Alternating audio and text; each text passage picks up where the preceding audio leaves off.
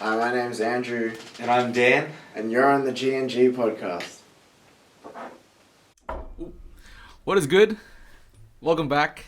If you hear us on, if you're listening on Spotify or Apple Podcasts, and you think, wow, the audio is good now. Or if you're watching us on video and you're like, whoa, they're not on Zoom. That's it. We're back, baby. Quarantine is slightly gone. Maybe not in Victoria. Sorry. But we're back. Pat's here. Chloe can't make it. But that's all good. Pat brought the idea to... the reason why we don't usually do our podcast back at Pat's room anymore is because, Pat's had a little bit of a journey, a little bit of a... Yeah, we found a studio, GNG studio. Yeah. Here are the two finances. Get in before other people claim it. Yeah. We're the new sponsors. Yeah. They were like begging for us to bring them on. So it's an honor. Yes. No, Pat's been he moved out and he's got a little he's got some housemates with him, and we decided to bring them on and really just discuss the journey of each of these guys, because you guys have a lot of stuff on your mind, and it all brought you here, and you've gone for a year now. Yeah. And I just want to know, like, it's open here, so who wants to start? What was your journey before it, and what led you to move to this house with Pat? Well, actually, they were here before me. Oh, do you want to talk maybe we knew that Pat was coming, so we got in early. Maybe we got first dibs. Maybe we can start that. Yeah. So, basically, I moved into a house of Discernment. It's called Sumner House.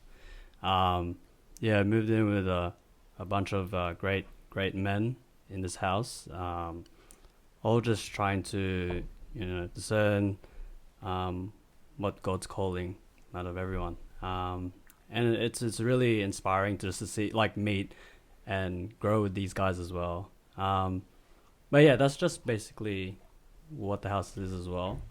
How many people in this house? There's 9 of us now. Full house. It's a big house. It's a big house. That's gonna be -1 soon. Oh. What's going on? Christ. AG, man, I'm gonna give it to you first. Andrew, what's the announcement? Actually, so AG is one of the first guys that started living in Sumner House, with a house manager, Chris Lee. Shout out. The one Shout out Chris Lee. Great man. So what kind of I know your story, but I guess what would kind of the things that led you here, I guess, and your thoughts of this whole process and whatnot. Yeah. So my announcement, EJ, was that I'm leaving the house. For what reason, Bob? For what reason? Because we'll get there. That's because that's the okay. That's the spoiler. Right, Spoiler alert. Spoiler. Right. Sorry. Travel back a year when a bit before. So start of last year, when I first moved in, thinking about moving in. I actually was lined up to catch up with Chris, the house manager, because we were mates before, and we were just. I lined up a catch up because I had actually just broken up with my girlfriend of 3 years, and I was just like, I wanted to let him know and kind of hash stuff out with him. And then at the same time in that conversation, he was like, "Oh, hey, would you ever think about moving out?" I was like, "Nah, dude, that's like waste of money. Stay with my parents. I want to pay rent. What is it?" And then he was like, "Yeah, because we're gonna start this discernment house with a whole bunch of guys that are discerning where God's calling them, whether they're gonna be husbands and fathers, or whether they're gonna be priests for the church." Yeah. I was like, "Oh, okay, sounds cool." And at that time, where I was at was post breakup. All I wanted to do was cling to God. Just that was the only thing I knew, because there was so much uncertainty. Like my whole life, like I was full thinking, planning the future, with this girl, and then, everything that I knew had changed, and I didn't know what the future was, but then I knew that there was something good that was there. Like I trusted God in that, so then that's why I only knew that I needed to be with him. So that was even before I caught up with Chris, and then Chris is like, yeah, so the whole idea of this house is that there'll be like regular, like there's a chapel in the house, so you can plenty of time to pray. There'll be like a structure around the house where we'll have like morning prayer in the morning, and we'll have like regular mass and a bunch of like formation kind of class sort of things, and just like a whole group of brothers who will be there to like journey with us along the way to understanding where God's calling us. So that was like, that was me kind of moving into the house. That was where I was at. And then did you want me to talk about?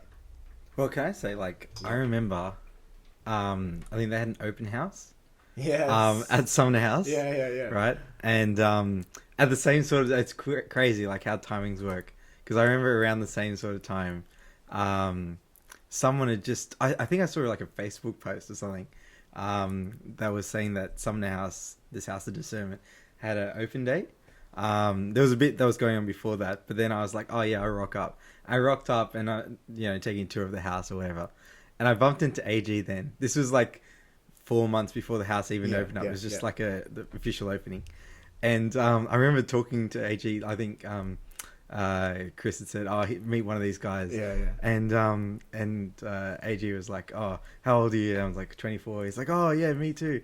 What are you doing? And it's like, I'm an engineer. He's like, oh, I'm an engineer too.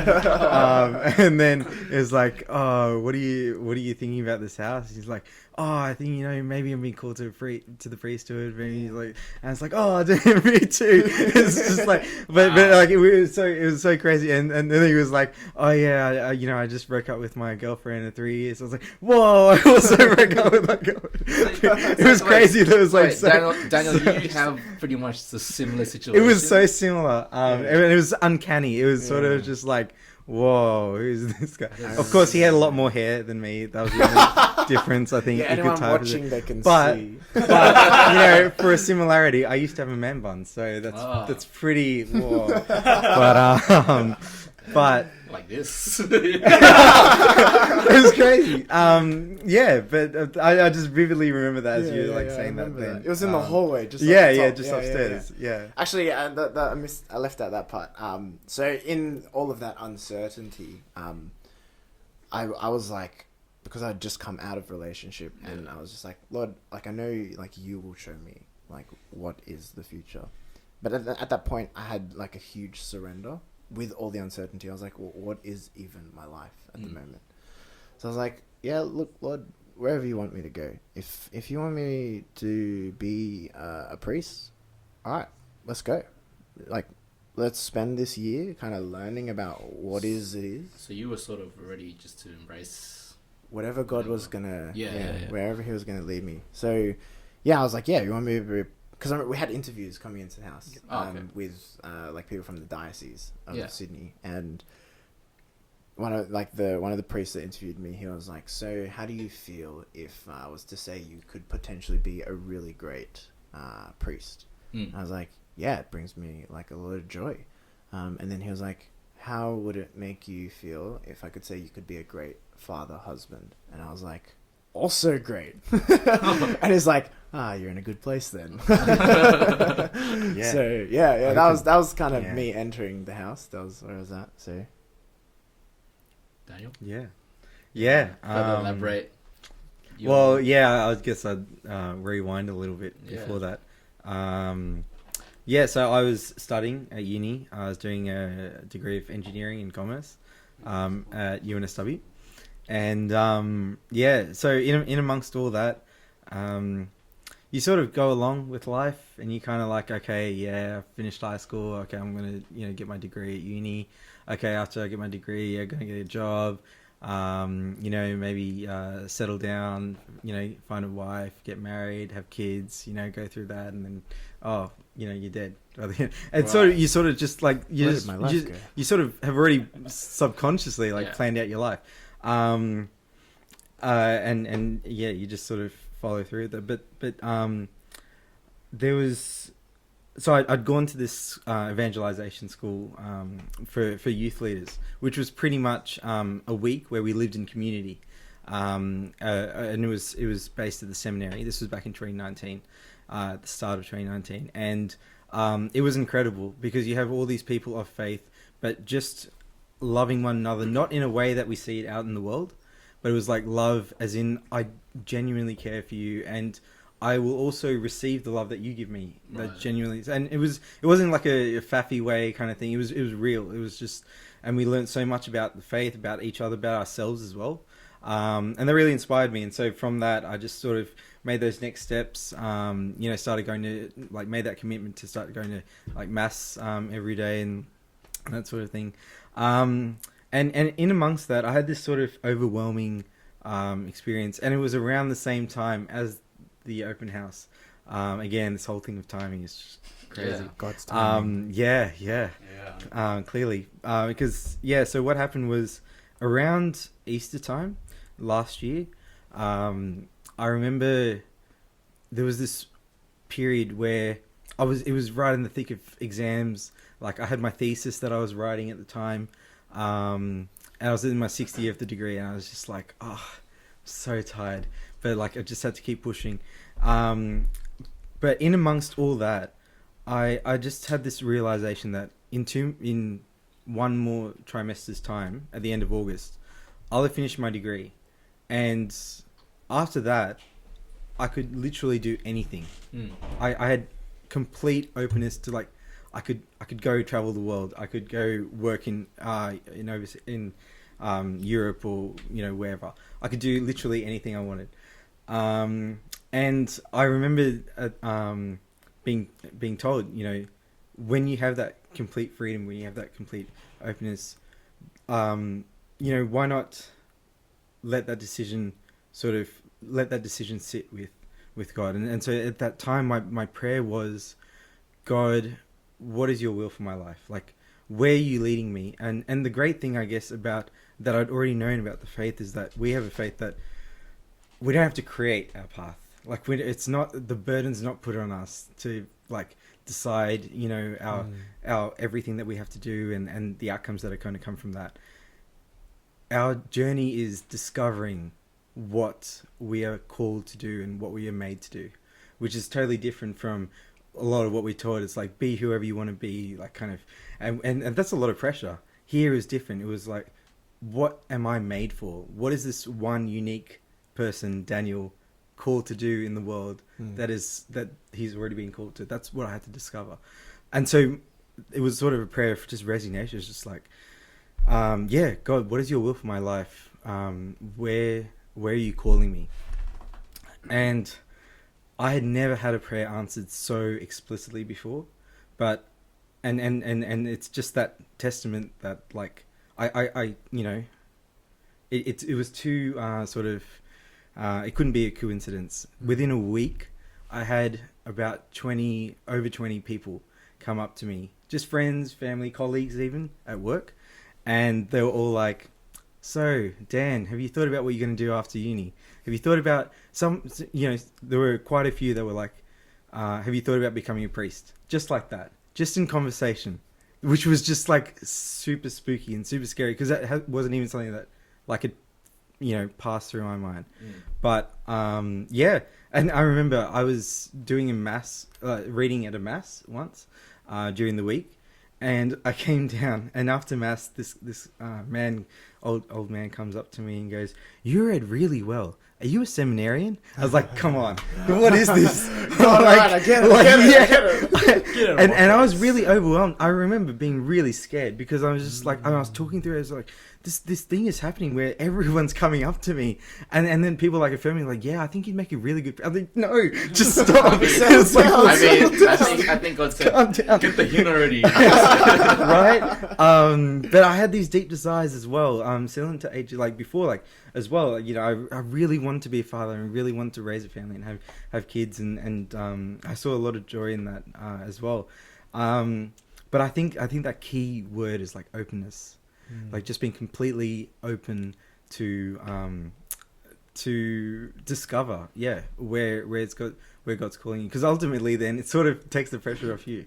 It takes the pressure of you to make that decision. So that sort of cut a long story short, led me eventually. I saw an ad and so came over to Sumner House, to the open house, and I still had a lot of reservations. I remember a big part of the whole discernment of coming into the house was my dog. My little dog Mickey. Sad stories. What happened to the dog? No, so I had this little Maltese Terrier Mickey, whom I had for 8 years, and he's still alive. He's still alive. Sorry, no. He's not a Filipino background. I didn't mean like that. Oh my gosh! I just got that. Okay, can we delete that? But yeah, so one of the conditions was I was trying to convince Chris Lee, the house manager, the one and only, to allow me to bring my dog Mickey into the house. I tried to convince him 3 times, and he said no every single time. And my parents couldn't look after him, and my sister either. So eventually, I had to give him away to a family. I mean, I haven't heard, but I trust that he's doing well. But that was really hard. And then I had all these other reservations about a fellow family. Are you sure? No. They're Italian. And they seem really lovely. Really big family. They had 2 other dogs, so I think they were. That's a pretty same. Yeah, they're good. He's probably still alive. Jeez, I'm learning a lot tonight. Us Filipinos, bro. Oh my gosh. That was. But anyway, I had all these reservations, and I was umming and ahhing about it. I heard back in March, I was sort of thinking about it, and it took me until about June or July to kind of finally say, yeah, okay, let's do this. Let's take this step, and just be open. I don't know if I still don't know. I'm learning a lot more, but I still don't completely know whether I am fully being called to the priesthood or still to marriage. But I'm still open. I would love either one, and I can't wait to discover, what it is that God has called me to do and called me to live out. Because this is just the first step. It's like, once if I'm called to be a priest, man, there's going to be so many more decisions that I have to sort of discover on that path and on that journey. If I'm called to be a father, my gosh, I can imagine that there's also going to be so much. So it's really just the start of that journey, and it's really exciting. But yeah, so it's long story short, led me here, went through the interviews and all that, and moved in September last year, 2019. So yeah. Yeah, that was how I came into the house. There was this analogy that I was told when you were talking about the one step. When thinking about where God's calling us, a lot of the times we want to look so far into the future and be like, I just want to know, am I going to be a father? Am I going to be a priest? What is it, Lord? And there's that restlessness that's there.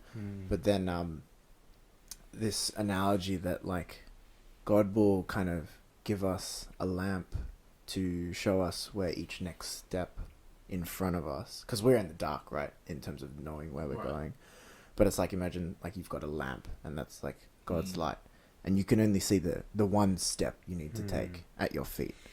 But then it's so all we need to focus on is looking down at our feet at the next step we got to take, as opposed to looking forward out into the darkness, which is like super scary and uncertain and all of these things. But God will show us each next little step that we need to take, sort of thing. So yeah, it just reminded me when you were saying it's that. really good. So, yeah, that's it. I like that. That's Yeah. very good. Do you want to discuss, Pat, about? Wait, this is Yeah, Pat, my why'd you come here? podcast. What do you- I don't do the sharing here. Oh, wow. Okay. All right, cut. Okay. This is not what we're looking for. Nah, I think man, I think that I don't know what's I don't know what's that. Take your time, bro. It's okay. Man. Nah, it's Don't different. cry. It's I think like if we're answering the question of me even thinking about moving out, yeah, I was pretty much like AG. I was like, hell no, like I ain't gonna move out. Like I want to save money, Yeah. save up Mum for and yeah, save money, like save up Yeah. for a house, like to build a family, like mm. when that time comes. I think the openness started though from like World Youth Day, when I went to World Youth Day Panama. Yeah. And I remember telling you, man, like when I came back I was like, man, I feel like I learned a lot, and I was like inspired by like so many like people there, like both lay people and like religious, like just all different sorts of people, and like how they were just so happy and just happy like it's like they were living their life with conviction. And that I think for me, that was something like I never really saw around me, like at the same level. Like I've been to World Youth Day and I've been to other pilgrimages, but I don't know, for some reason this World Youth Day pilgrimage hit me a lot more. And that was also when I first time met Chris Lee as well. So he was like managing that pilgrimage too. The Man. common elements. Man, in I need to meet this Chris Lee. Sounds Crazy. like Careful, something- your life will change. Oh, really? It's a good careful. No, Oh, Man, he did 2021 Sumner House cohort. yeah. He's already. He's already on you. He's got his eyes. Okay. All right. no, but he's a great guy, but like in World Youth Day, like there was so much like things going on, and he'll just handle it like a champion. Like Chris is like a guy that can really like handle pressure. I was that one I admire. But yeah, kind of fast forwarding. Yeah, so Chris kind of opened it up to me about the Sumner House in May. I think that was so just before the whole official opening. So basically, are you the guys the first cohort to move in this? Yeah. Yeah, this is it. Yeah. The So inaugural. you're the pioneers. Yeah. You're the Yes, sir. Wow. Oh, pioneer near here. Yeah, he's the He's the leader. He's the leader of the pioneers. Okay. Chris Lee is our leader. Grizzly is our We only leader. have one Actually, leader. Christ is our leader. I take Oh, that back. But yeah, and it's funny as well. Like when it was like first opened up to me, I was like, I don't know. Like besides like staying at home and save money with family, it's like I don't really want to move in a house with a bunch of like Catholics. Like I've told these guys before too, and it's just like I don't know. Yeah. But I'm glad like I was proven wrong, because I think by the time I had courage to say yes to come here, after thinking about it and praying about it, I just felt so, over the time I just felt so blessed to be here. Dan was actually like the first guy to introduce me into the house. Because I was unemployed at that time, and so Oh, I was Sumner called man. Mr. Sumner House. And then over time, because I'm unemployed, I shared the title with Dan. Mr. Sumner. You just the two of you here, just like, oh hey, we're not Hey, working. we had some pretty good Yeah, adventures. the rest of Many a us, ping pong working game we people, played. we would go to work and then we'd be at dinner and be like, so what do you two do today? Yep. We're like, oh yeah, just went to the gym. Oh. Went to Bunnings at one time. The amount of Bunnings trips, man. I was like, what are you guys doing? Like huge home renos. Like They built a whole veggie patch whole out the veggie back. patch. Two veggie veggie patches. patches. Oh, he built irrigation system too. Irrigation system. Yeah. Things you do at So this much. house. Unemployed teens. Yeah, things you do when you're unemployed. Crazy. Yeah. Yeah, so the point of this podcast is to advocate for unemployment. Yeah. We're inspiring those, right? Inspiring those people that are stuck through COVID. Think about a veggie patch. No, like it's veggie patch. Sorry.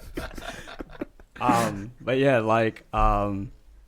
yeah, so Dan was like one of the first people that I met, and then over time, at first it was a bit tough, I will say, because and these guys know as well, like it. Yeah, you guys would have felt it as well. Like that must have been tough to. Yeah, Because you moved from your parents' house yeah, or something. yeah. And Even with to- my parents, and it's totally new environment. I was also like the same. I was really skeptical. I was like, it takes a bit for me to warm up to people and kind of like, especially put your guards down and kind of that kind of stuff. And you sort of same thing. You're like, oh, Catholic guys, like, oh, these. They're kind of like a bit weird, or I mean, not that you yourself aren't weird. It's like you kind of So was that like your first "Oh, impression God." when you saw me? Oh gosh, who's this weird Catholic guy? No, it's Where quite do I go? Where do I go? quite the opposite. Do you know our Lord Surprisingly, Jesus quite Christ? like pleasantly. Yeah. No, it wasn't like that. I swear, it wasn't like that. It wasn't like that. It wasn't Sort like of that. Book of Mormon style. No, it was really, just, and that's the thing. Look, we're not priests and we're not dads now, as you said. Like the thing, we're just 23, 24, 25-year-old guys. Like we all work or study or have our regular thing. We play ping pong outside. Like we have bonfires. We listen to like all different types of music. Like, and that's the lo-fi. Shout out to Andrew who hasn't sung "Engineers" by HP Boys. They got to mention. Still waiting for that. He'll come on. Spit some fire later. Gonna throw some hands when that episode comes. I'll be like, all right. Last time you shut me down, you are not going to this time. Yeah. Totally normal. That's I think Yeah. the point I was The whole making. point. It wasn't just so like, weird. It's so natural. But I And must say- it was just great. And we all have like clicked. We all bring different personalities yes. and really unique qualities, but they all just gel. And I think like, that whole interview process and all that kind of stuff, like that's all part of the discernment that people have already thought on our behalf as well. Like it's not just our little personal journeys, it's how we're all journeying together. Yeah. And I learned so much from my brothers, like from these guys every single day. They help me to be a better man. And we just have all these experiences, whether we're discerning marriage or we're discerning the priesthood. It's just really like life as well, like the struggles, the ups and downs, but sharing in those joys, sharing in those struggles makes it a lot easier and sort of edifies as well. So it's Like when I first moved in, before I was moving in, same thing. I had that reservation about like far out, like 8 other dudes. Like, how does and, Bins like- night work? It's like, who does the cooking? no, I was just like, how, like, all these different personalities, like, all walks of the earth could be in this house, and I gotta live with them. Like, I gotta go through, all the teething problems. I was like, oh, it's gonna be a huge challenge. And that was probably one of the biggest things I was scared about. I was like, man, what if, like, one dude just, like, always, I don't know, just, like, never washes the dishes? Yeah, something like ticks you off. Or Yeah, like something. those little things. And then I'm just, like, walking around, I was like, I did it again. It's like, you left the lights on again? Trust me, it happened. It's happened. It has happened. We've had house we meetings. we have house meetings where we just, it's an open book. We just like hash out everything. Like, dude, Yeah. you just But been that's doing good this all the because time. we're honest and Yeah, open. definitely. And we hopefully get better the next time. It definitely I'm sorry, sounds Adrian. like from the start of when you all moved in to like now, it's definitely developed into some sort of family base. Oh, 100%. Definitely. 100%. What do you think, other than like just interacting each other? Is there any other like element that you, I guess, is a factor into like developing your relationships within each other? Yeah. Sorry. we just Long stare. locked eyes. Yeah. The whole family, That brother, helps. was singing. Yeah. I think the romances were kind of just. I didn't even realize I was in a Looking deep into podcast. I was each just other's- lost in Dan's You guys eyes are like just for talking a to each other second. from like the eyes, man. That's how well they know each other. It's that actually engineer use words. connection. Yeah, I forgot you guys don't hear what's inside our heads. Nah, but in terms of what like without being like super cliche, like it's God. The each morning we are individually conversing with Him, and the Holy Spirit. Like what we believe in the Catholic Church is that we are one body. Body of Christ is what we say. So the Holy Spirit works through each one of us. So there's this analogy of like, which is in Scripture, the vine and the branches. So Christ is the vine, and we are the branches attached to the vine, and we gain like it is the sustenance, and that's our source. And because we're all attached to that branch, the Holy Spirit works through us, but then also through our brother, and yeah, all of us here at this table right now. And because we have that shared connection, as the body of Christ, the church, that is what, and because we all have that same goal. Like we're all striving to understand, where is God calling me in my life? Doesn't matter if it's a completely different path, but we're doing the same thing, and we're all striving to live to be the best men that we can be, and to just like to love and to serve.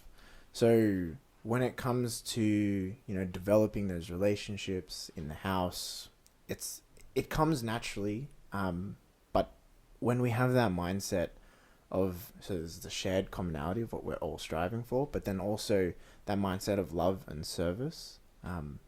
Like when you give love to someone, the only thing they can really do is give love back. Like when you smile to someone, the natural instinct is they'll smile back, right? So because a lot of us have that mindset, those relationships and the deepening of those relationships kind of just happen naturally. So yeah, I don't know if you want to add anything. Like Dan. I'd say, particularly within the house, though, those shared experiences, just having meals together. I mean, it's and the same thing. Like for anyone like listening out there, like you have the power to do that as well. Like having a meal together as a family, like it is a privilege. But like doing something as simple as that, you're sharing in time together. You don't have your phones with you. It's just conversing. You're just being with one another. That being is actually so important, especially like today. And we have so many opportunities to do that. I think that's where you really grow as a family. It's like at the dinner table, as AG said, like when we're in prayer in the mornings or when we have mass together, like that togetherness, that doing everything together. That creates and fosters a family. As well. Ping pong tournaments, I heard very that crucial. Definitely I heard those go brought us crazy. closer. That is like the secret to a Any family. good relationship. Oh, Any no, good no, no. relationship. That was the Healthy Try ping to- that was the one I was looking for. That was the final Destroy ultimatum each I was other going to in put ping there. You heard it first here on Got No Game. Right, now onto the sport of ping pong. Well, I will say we definitely all got like That- got You know better what? so I feel much. like our abilities in ping pong is like some sort of analogy for our personal internal growth. Because it's like So true. Wow. Yeah. over the whole past year, and because we're pushing each other right in the game, Yeah. like to literally get better in our skills and stuff like that. But we're doing that in real life as well. Like we're pushing each other, and like we're journeying with each other through the struggles, our weaknesses. And like we're like today, Pat and I were literally practicing, and Pat's like, yeah, I really struggle with my backhand. So then I just kept giving him backhand shots, and I was like, bro, I'll train you up. You'll be good. You'll be Trading lessons here. It's Yeah. crazy. Yes, sir. We're all gonna be ping pong our pro athletes. Oh, Yeah, let's settle it right now. On this table, who's the best? Nah, it's Dan. If we were Nah, to count wins, Dan, you definitely like beat me there. Yeah, Oh, I'd I say was- Dan. Okay, I'd say yeah, Dan. I thought he was hesitating. I was like, nah, it's me. I was waiting for all of us to be like 1, 2, 3, me. Well, Pat ruined it. See, but in the house, it'd be Andrew Lamali. Oh my gosh. 100%. Oh, the That guy guy- was Oh, sick. Nathan as well. Nathan, Nathan's- Nathan as Nathan's well. up there. Shit, Nathan's up there. I really want to see that battle happen. Yeah, we should Again. have that happen. Oh, again? So Again. has it happened? So when we Yeah. do like really nice cooking, like if we had like a big guest come Like over, lechon. Oh, yeah, or like we'd Leftovers. cook like we'd have leftovers, Slow-cooked right? So pork. then the next day, there'd only be like one serving, and there's like 8 of us, right? Oh, so they're there's like, a tournament. who's gonna? Yeah, so we have a Oh. tournament, Quick and then it's like fire a round first to robin. five, Yep. Whoever wins gets the the leftovers. prize. So Oh, man, I like this. Yeah, Some it's pretty- Bit of competition. motivation there. Yeah, I like that. it's pretty good. Yeah. That's good. Yeah. Mm. So yeah, I mean, how does it work? Can you guys stay for another year, or is it just like Yeah. once so- you Yeah. once you're a year? Because you're on a contract, aren't you? Yeah, so like we have a contract with the house. But the house was set up to be 1 year Mm. that you stay there. So you come in January, Yeah. and then you leave in December. And you sort of have like a cohort that your family that you journey through for the year, and then you're out. Whether you're ready or not, you're out. And another batch comes through. It's really sort of like a waypoint. And do you Yeah. participate in like open days for people who are considering moving into the house, or is it- They will be having soon, I think. Yeah. For next year. Yeah, very like towards I'm around sure, I reckon yeah. September. Yeah, They yeah. probably start. Mm. Yeah, but like for us, it was a little bit different. We started a little bit earlier because they were still getting the house set up and They're trying to getting figure out teething stuff. problems. Yeah, it's like the Yeah. first 6 months of 6 last months. year was kind of just as a pilot. yeah. So the Chris and Andrew and myself, we all moved in on the same weekend, Mm. and then I think it was just the 3 of us for maybe 4 or 5 weeks, and we were kind Mm. of just discussing like what's the culture of the house, what are the goals of the house, right? So how you're do we trying want to this? plan a direction. Because at that time we didn't even have Yeah. like a chaplain assigned to the house. Yep. We didn't even have the Eucharist in the chapel. Yeah, like it was Actually, an empty yeah. house. It was an empty Wow. house. We really like started from scratch, and it's been an amazing like privilege as well to be part of like the formation Yeah. of yeah, Yeah. 100%. setting this up for, God willing, in 10 years time, 90 guys who've Yeah. gone through this house, all with that call, search of what God's call is for their life. Like, so yeah, in terms of the formation and the Brotherhood nights and the mass like 3-4 times a week, all that kind of stuff eventually is,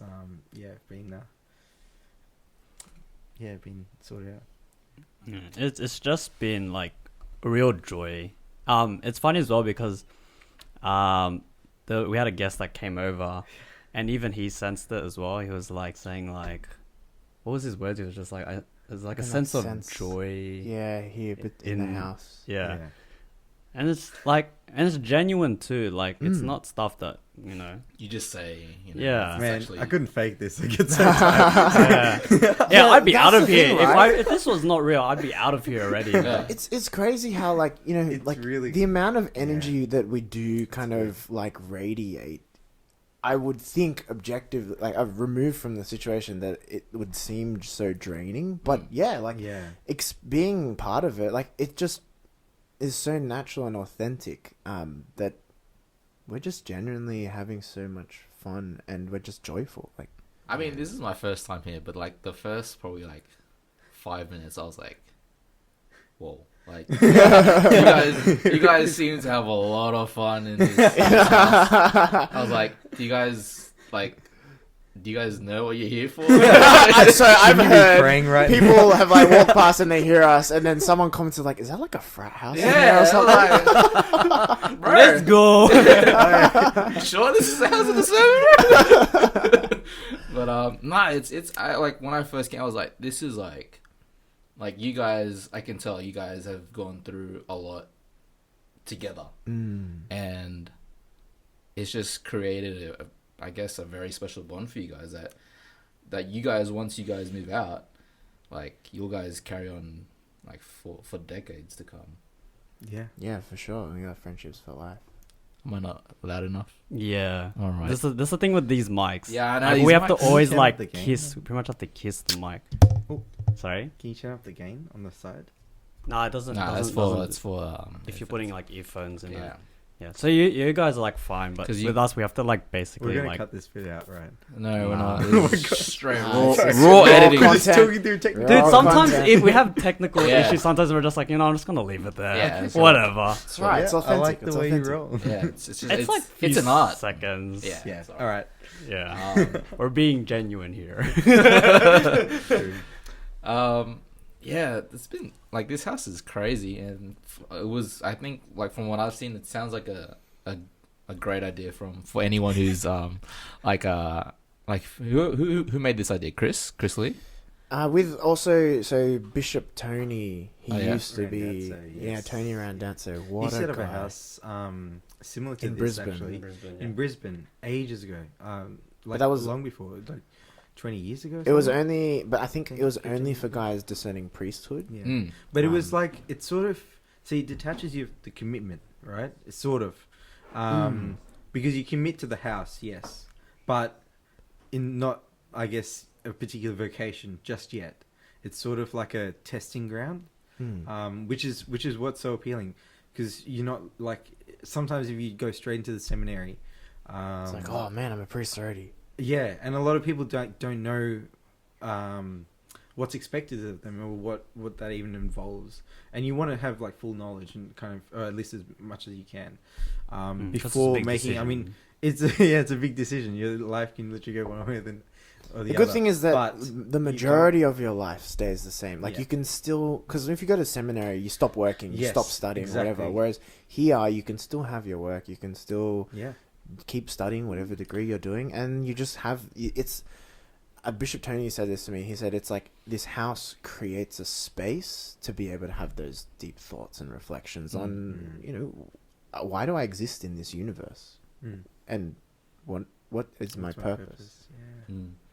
Yeah. So, do you reckon if you guys didn't end up moving to this house, what would be happening for you guys? Would you? Oh, that'll be interesting for AG actually. Dang. Very interesting question. Imagine. Because it seems like the house has done a lot for you. If you didn't come to this, if you didn't find this, Yeah. So do you want me to talk about? Yeah, bit we'll about- go back sequential. Yeah, so it's your turn now.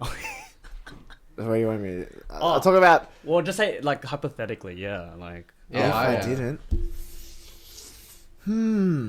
I have no idea, to be honest. Well, I'd probably still be single.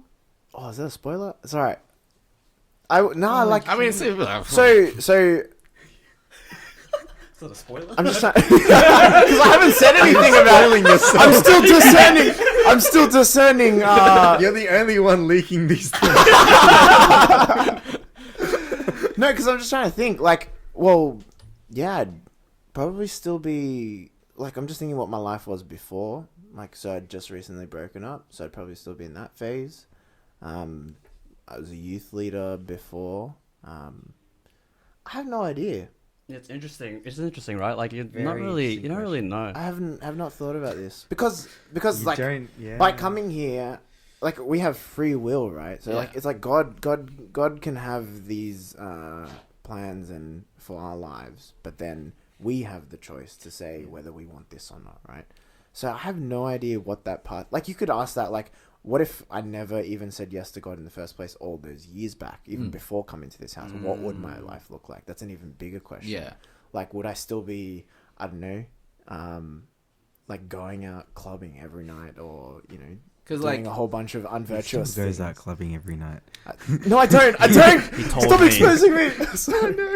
No. He told me. Now that Nah, but like it's a good Got question. because it like Yeah. depending No. on what you answer me, it shows how much this house has contributed to your life, like in Yeah. your decision for the future. Well, that's what I was gonna say. Like that would be Possibly, but I guess I can talk into what I have actually solidly gained from this house is that, and this is what I've been like joking about the whole spoiler thing is like I'm now engaged, and I wasn't even.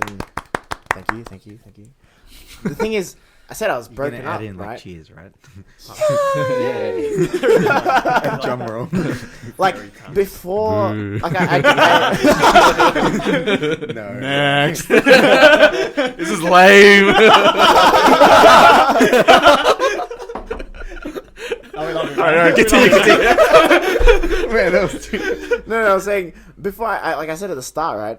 Before I moved into the house, I was open to becoming a priest. I was open to becoming a father. But then, so I just broken up with my girlfriend for 3 years, and the last thing that was on my mind was getting into another relationship. But the crazy thing was, the weekend that I moved in, I had gone on a youth retreat with the Parramatta Diocese. And on that retreat, I was like, look, Lord, this weekend, let it kick off the next 12 months worth of discernment and, prayer with you. Wherever you want me to go, I will follow you. And guess who I met on this retreat? My fiance. But then at the time, I was like, I noticed, I was like, dang, she would be a great mother. Like, just on that weekend, I noticed. And, like, it was, like, such a small thing. I saw her, we were packing up at the retreat, and she was just, like, fixing and straightening all the pillows. And then I was just like, dang. So you better be listening to this.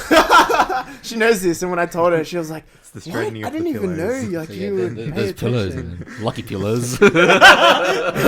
So any girls out there looking for straighten Arranging those the pillows, because those good Catholic guys are looking. That's the criteria. No, but like, so then I entered into the house and I was like, oh, what is this? Like, what are these feelings? And I was like, God, like, is this a distraction, or like, are we meant to be going through this whole priesthood thing, or what is this? And then, so I had to really go deep in my prayer, and just offer up that whole process, because I was like, Lord, I'm really confused. But at the same time, my prayer was, I'll follow you. So then a part of that process was realizing, like, God, are you calling me to this? Like, this relationship with this woman? And there was this one week where I had this prayer, and I've shared this with the guys, where this was before I had asked her to be my girlfriend, and it was like a Sunday night. So I was in the adoration chapel with just praying, and I was like, Lord, do you want me to enter into a deeper relationship with this woman? And then I had this electric bolt go down my spine, like just this tingle. And I was like, what was that? But then at that time, I was not like, all right, sweet, God said yes, let's do this. So then, like a couple of days later, there was like a Tuesday night, same prayer, same thing, another electric bolt. I'm not lying. I was kind of like, what the heck is this? And then she'd actually asked me to come to, there was First Friday prayers and adoration at Ola Rouse Hill. And then she was like, yeah, you want to come along? And I was like, yeah, okay.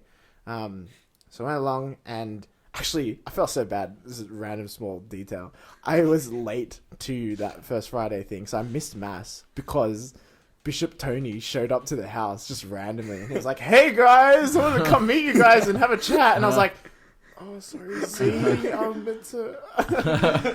But then I went there, and I was journaling, and I wrote down, like, Lord, these are my desires. I want to do this. I want to serve her. I want all of these things, blah, blah, blah, blah. And I was like, these are my desires. This is my will. What's yours? And I was like, Lord, I'm just going to sit here and I'm just going to listen to you. So I closed my journal and I just sat there. And then all of a sudden, this dude gets up and he's like, the gospel for today, in the middle of like silence. And I was like, since when does someone read the gospel? It was like, it wasn't mass or anything like that. It was just like silent prayer time in the church. So there was adoration and stuff. And then, yeah, it was just like the gospel for today. And it was like, it was when the woman touches Jesus's cloak, and she's healed from like her physical things. because she has faith that he can heal her. So she trusted him.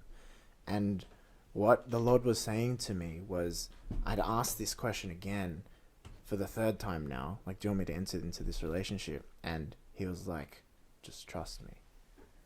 And then I was like, okay, all right. And then that kicked off the journey of our relationship. And from over the past 12 months, it's just been affirmation after affirmation of, like, there's been so many different moments. I'd take up the whole night telling you. And to the point where, like, we have both have discerned that God is calling us to enter into this vocation with one another. So I wouldn't have any of that if I didn't come to this house, because I wouldn't have had that space to really be with the Lord, to figure out what is it that he's calling me to. Maybe I wouldn't have even noticed her on that weekend because of the openness of my heart at the time. Who knows? What a story. It's crazy. Yeah, it's a beautiful story. Can you top that? No. You can still tell your story. But Actually, can we do this again? AJ will be last. I'll go first, and then Dan, and then AJ. what I would add though, like, with your question of, like, what would it be? Because I was just thinking, you know, as I was listening to that story of, like, okay, what would it have been like, you know? But I mean, there's so many possibilities. As I was saying, like, I could have literally done anything, like anything, and nothing at the same time. Like, you know, I could have just, you know, sat around and not done anything.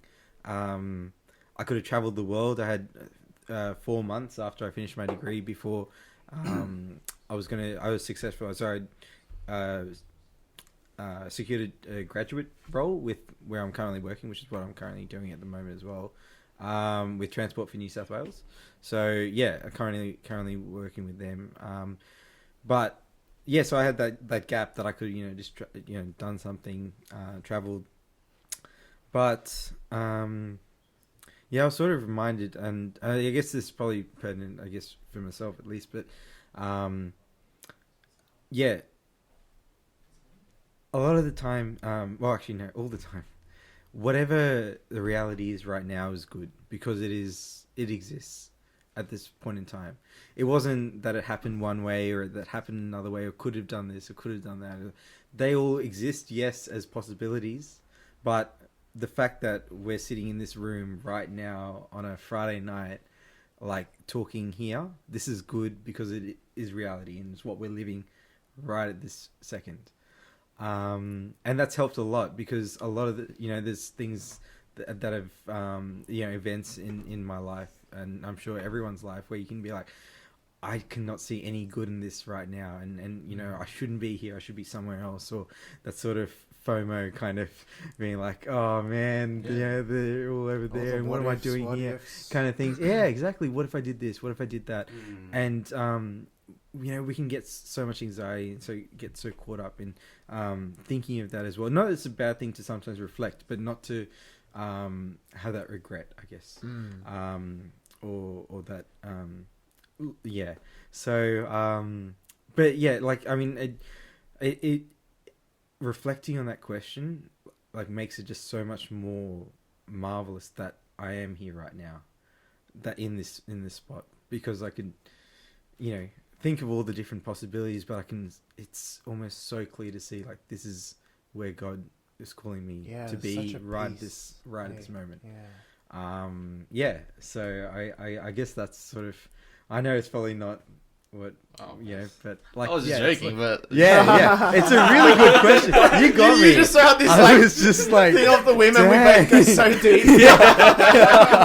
No, because it's an important one. Like, It is a very good question. No one has ever asked me that. Like, what would I be doing if I wasn't here? Yeah. But it just, I guess, so highlights, like, the value of this. It's literally like a check-in point in my life where I'm kind of just like, yeah, let's discover who you're about, Daniel, and where you're being called. yeah, before you move forward, like, you know, on that next step. So yeah, good question. Good question. Pat, I know you be playing video games. I don't know what you're talking He's about. pretty so- good. I don't know what He's you're pretty talking good at about. Mario We'll Kart. do a let's 2K be stream honest. soon, and you'll see why. He beats me in Halo all the time. I'm considered a champ here. No, Bring it on but the ping pong field. nah. It's pretty funny because I'm very simple. So it's like when you ask a question, and then these guys, in my head, I was like, "Oh, it's pretty straightforward. I'd probably be wasting more time. I think I'd be, you know what? I feel like I'm just delaying what's meant to be happening. I think, to be honest, and yeah, I feel like eventually though, I probably would have found my way here, to be honest, because there was just so much restlessness within me that I wanted to find answers myself, and I want to find out more about myself. Like, as like these guys said before, like why am I here? Like, on this earth, like, what is my purpose here, kind of thing. And whatever people call it, like, you know, existential crisis or whatever. But yeah, I definitely hit periods of my life where I was like, yeah, like, what am I meant to do here? And yeah, so yeah, I think for me it was just like, when you asked that question, I think it's like, yeah, I think I probably would just be more restless, and that's why I think eventually I would have found myself here anyways, because I'd just be this question would just always be on my mind and in my heart, and I think it would just eat me up if I don't do anything about it.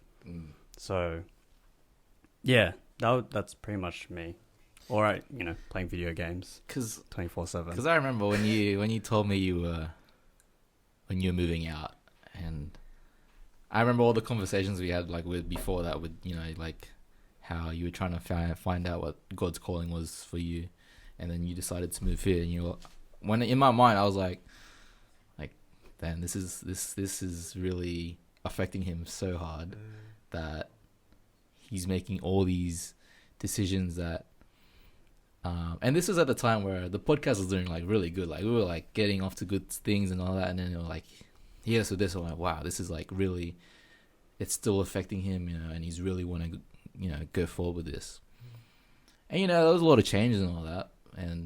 But I was like, man, this is like, I always thought to Pat, like, whatever happens in the end, like, this is what he's called to do. Like, this is, you just gotta accept it. And if he's happy, if he's accepting what he's being called to do, then, you know, then that's fine. If for example, we don't do podcasts because his calling is to be a priest, and it's like, that's fine. Like, this is calling. That's. You can be Father Pat on the Got No Game show. Yeah, there's no reason you can do both. We can't swear anymore. Oh. I never swear. What are you talking about? What is just this use lie? the Listen bleep to- machine and like, Yeah. just he's like, I didn't say anything. He's just like hammering that. This guy is Rude. It's gonna be on for like an hour straight. Unacceptable. No, but it's just like crazy. Like, he had this whole process, and from seeing this from the outside, I don't have these. I don't have what you guys have, like, but all these callings and signs and stuff like that. But to see it from the outside, it's just like, it's crazy. It's crazy to see what a person goes through, and the process that person goes through into leading, like, into this situation, you know, and to see you, Pat, like, come out. I think from what I see is a lot more clarified. I think it was like, this house has done a lot for him, and like, I think for anyone who's watching, like, whoever's I guess in that situation, like, these guys are like perfect examples of, you know. Oh, come on, you as well, like, seriously, like. Nah. We're like perfect examples. I just play ping pong here, and I eat the I'm here for the leftovers ping here. pong. And come on. No. Yo, it's We're it's flattered. No, he's- that is he's- very kind of you. it's to say that. yeah, it's But, like Nah, the show's thanks, a man. lot. Yeah. Just- we're Thanks. all like, yeah, we're all on that journey, and I think, and you know, we share that commonality with everyone. We're all just like, yeah, we are all on a journey. We're all trying to figure out, you know, what it is that we, you know, why we're here, and yeah, what we're called to do. So, that question isn't like unique to AG or Pat or myself. Like everyone has that. Everyone wants to know what their purpose is. Everyone wants to feel loved and feel valued, and to love others as well. And this house just provides that facility, or that, yeah, A platform. a platform to do that. Yeah, I was gonna say, like, how it's such an important question, because it's one thing that Yeah. we've all reflected on. Yeah, It's like, if you think about it, right? We live in this universe with so many, like, on this one Earth, with so many different galaxies and all this stuff, right? So think of how big the universe is, and then you think about our Earth, and you think about how many millions of years that this Earth has existed for, and we exist for like 80, 90, 100 years in that whole vast thing, A right? little blip. It's like a little blimp in the entire existence of the world, of the universe. And then it's like, this blimp, what are we here for? Like, what if we all just like, there you go, you got 90 years, what are you going to do with that? Like how are we going to, like, it's a question to be like, why am I here for these years? What am I meant to do? Because it's like, if you think about it, if it's such a blimp, then it's like, I better make the most of this time. But then it's like, what am I to do? And it's that question. I think that's that same question that each one of us has that restless, that wrestled with, that yearning of just like, what is it? Like, surely there's something more than just like waking up on this grind, going to work every day at some job that I hate, getting money, just to get money, and then what? To get a house, then get a boat, and have kids, and then like resent your kids, resent your wife, and then like go on with life like that, and then you get old and grumpy, and then that's your 90 years done. But then it's like, when you think about it, like, because we're all young now, right? We're all in our mid-20s and stuff. It's just like, what am I going to do with the rest of that life? And that's a question that we've wrestled with, but it's such an important question for like anyone to wrestle with, to be like, surely there's more. Like, surely there is more. And you know, from a different perspective as well, I really struggle with that like question a lot. But I was told at a time when I really needed to hear it that, and I was lucky I had my faith, but I guess for anyone, you could always rationalize it like, I didn't say that I want to exist. I wasn't like, you know what, God, you know what's missing from this world? You need me. Me. You know? So make me. No. God thought it better that I exist than I don't exist. You know, you're talking about like the alternative. God thought it better that, yes, you are here than you're not here. And that applies for every single person, because it wasn't your decision to be born. It was, you know, at a very human level, yes, your parents, right? And that came out of love, you know? But on a deeper level, yes, your soul, your life was created and you exist because of God. And as I was saying before, that existence, that reality is always a good thing, because it is like, it's an absence of, it is what exists. And that's what makes it good. So, you know, you start from there. You want to know your purpose. You want to know why you exist. It's because you were loved into existence. And once you have that foundation, once you know that you're here because someone other than you thought it better that you're here than you're not, that's freeing, man. That's not on you anymore. It's like, okay, I'm on this journey. I'm on this path now. Let's go discover what it is that, you know, this mission of life. It becomes real. It becomes exciting, because you could literally be, you know, called to something that you never even thought in your wildest dreams you were called to. You know, to be a missionary overseas, or to, you know, and even in your day-to-day job or whatever, like, you could be impacting other people's lives that you on your own, by your own sort of abilities, just wouldn't be able to do. So, I forgot what the question was, but I was just it was sort of like highlighting that. the point of how important a question it is to reflect. Yeah. Yeah. But I think you had like there was like a point there. I was like, that's interesting because I was like, it's not just like us specifically. Like as these guys said, like it's not limited to like specific people, but like everyone. And I think everyone goes through a period or periods of restlessness, whether they know it or not. Because as he was saying, Dan was saying, like, you know, like the people that like you may probably affect, like, I think eventually that restlessness will probably like surface, and I think there might be a period where people think like, you know, I think like there's something like they have to figure out on themselves, and like everyone goes through those periods too. Like they have to figure out things themselves, or so I guess compose themselves. But like, you know, if you really want to max out your time in this world, why not find out what's, you know, what you're actually meant to do in this world. It's like you got 90 years. What are you going to do with it? And I think it's and I really mean that as well with people like where they feel whether or not they feel restlessness, because I think I was restless for quite a while as well, but it wasn't something that I acknowledged for quite some time. And I think it was when things happened to me, that's when I realized this thing has been in my heart for quite some time. And I just wanted to like figure it out. Yeah. Yeah. Where to from here? Pretty good. That That was really deep. was the depths. Hey, meaning of life. But this is how we But this normally is it. talk as well. Like, And that's the the great house. thing. Like, Like, we we can- have like stupid We can go from conversations, joking about the dumbest thing to like, and then like, the meaning of life in Yeah. a split second.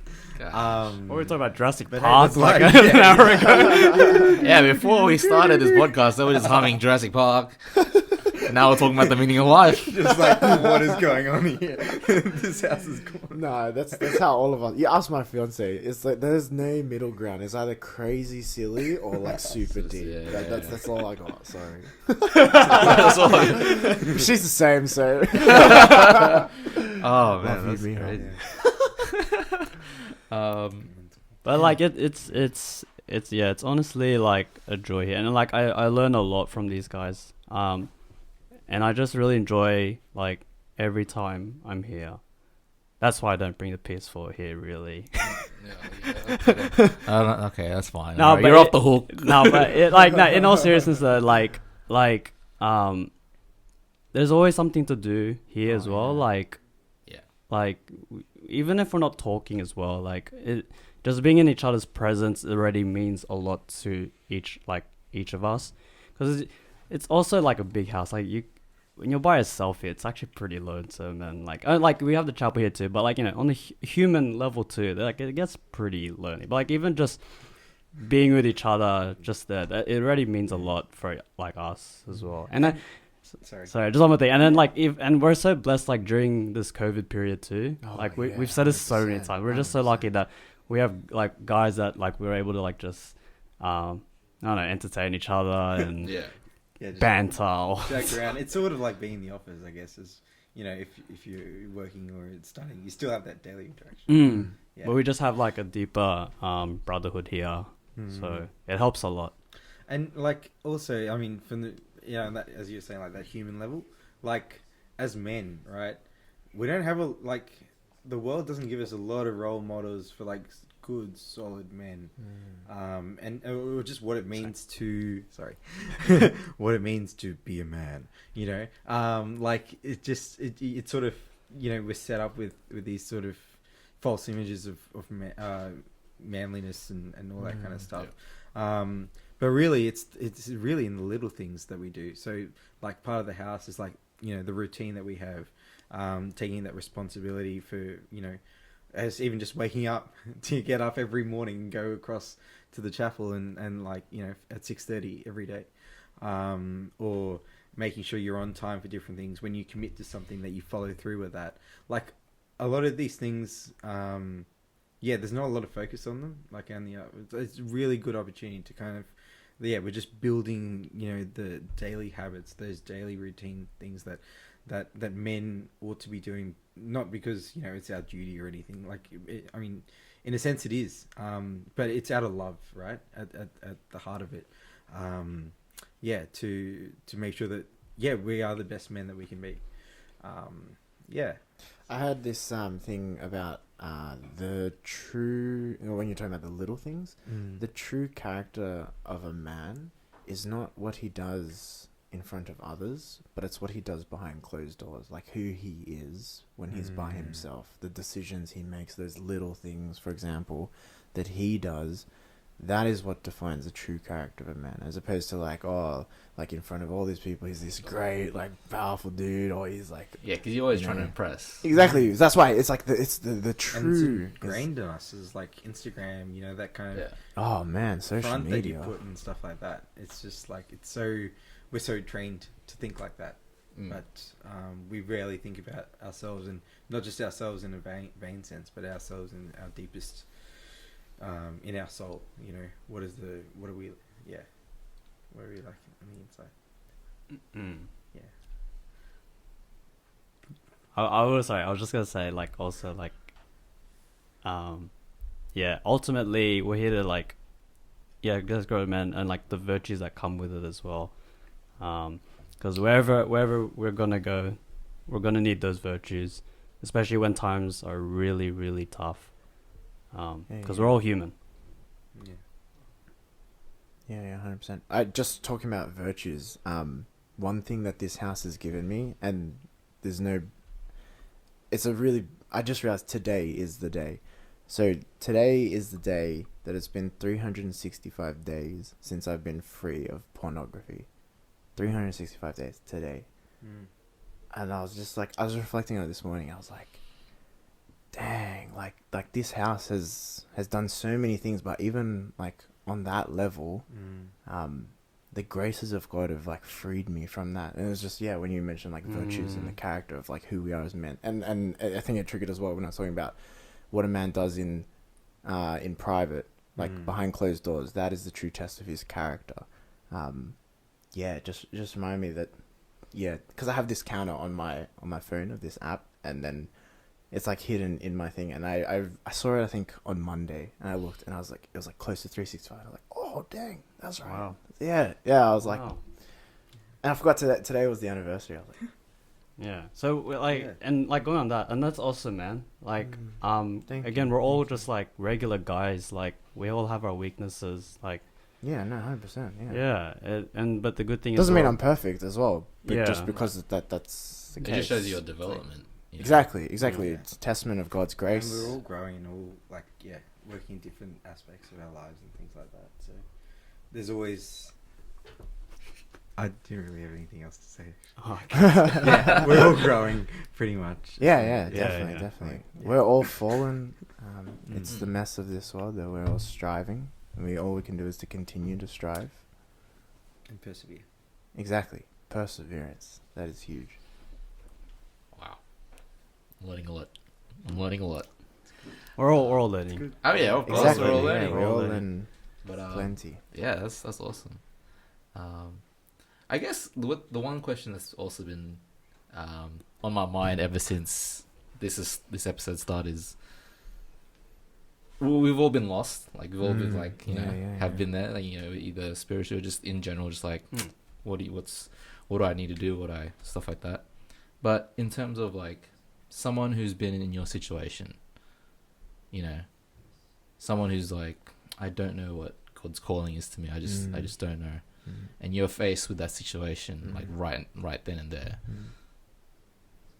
I guess how would you deal with that situation, or I guess in what would be your first approach to that person as to helping them sort of, I guess, not really get a full clarification of what they want to do, but like act as a base, or act like as a little stepping stone as to what their next step should be. I can answer that because I've as you said, like I've been there. I've been to the bottom. Like I've been right down to the depths, and I I mean, all that I'd said before, Pat, you can insert that here, right at this point. All that stuff that I was saying about, like, you know, existence and that kind of stuff, just insert here. Okay, cool. Okay. But no, pretty much. I don't think I will. Yeah, in post, right? Yeah. No, pretty much what I would say to anyone is, like, just remember that the fact that you exist is a good thing. And it was thought of someone other than yourself, right? And if you find yourself in that position being like, okay, so someone else thought that I should exist, right? Let's start from that foundation. Someone else thought it better, whether it's my parents, whether it's God, whether it's some other entity, if you don't believe in God. Like, someone else thought it better that I'm here, that I'm not. Let's start from there. And then ask that question. That's what I would do. Say, what am I being called to do now that I exist? Just ask that and see what happens. Ask it with faith that you're going to get a response. Because you will get a response. And be ready for that response. Like, if you want to know that, and that's the thing is that, you know, we have this gift of free will, right? It's not ever in our relationship with God. It's not God that moves further and closer away. It's like, oh, I feel close to God, or I feel further away. It's not God that moves. It's us that move. And the beauty of that free will is that at any point in time, we can always choose for us to move closer to God, who's always there and always calling us. And the minute that God sees that your heart is just that little bit open, that you want to know, okay, God, where are you calling me? My gosh, he will rush in through that open door and just reveal to you how good it is, firstly, that you exist. And then secondly, this is what I call for you to become. And you'll be surprised. Just try it. Try it with faith. And yeah, it will literally change your life. Yeah, and like, our God is a God who loves us unconditionally, right? And when we're talking about that existence of, it is good that we exist, and that whole idea of our free will and our choice of how close we are to God, like, even it doesn't matter how far we go, like, God is just waiting there with his arms wide open, just like waiting for us. And as soon as like that little opening in our heart, he's just like, all right, I don't know if the prodigal son. Yeah. There's a scripture. Anyone who's not familiar with it, there's two sons, and one of the sons, long story short, kind of runs away, leaves the house, and then there's other son who's like there for him and all this stuff. He stays in the house, but then after many years, this son comes back home, and he's like spent all his money. He's lost everything. He's like gambled it away. Yeah, and he's literally like at the point where he's living with pigs. And he's not even like allowed to eat what the pigs are eating. Like, he's down in the dumps, like totally broken. And then he comes home, and then the dad's just like has this huge celebration, and he's just so joyful that he's come home. And the thing is, like, it's not even like the son comes all the way up to the front steps.